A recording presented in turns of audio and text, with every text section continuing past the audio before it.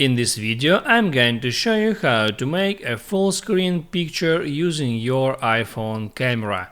That is quite simple and easy to do, so let's begin. And first, let's go to a home screen and now hit on camera icon to open up your camera. Now make sure that photo mode is active now, and after that hit on that arrow at the top to bring up that options, and now hit on that option, and now there you can switch between 4:3 or 16:9 mode. I'll select 16:9, and now you see that now this mode is like a full screen, and let me make a couple of photos in each mode to show you the difference. So now I hit one photo in 16:9, and now I switch to 4:3 and make a new photo again, and now you see the difference in gallery.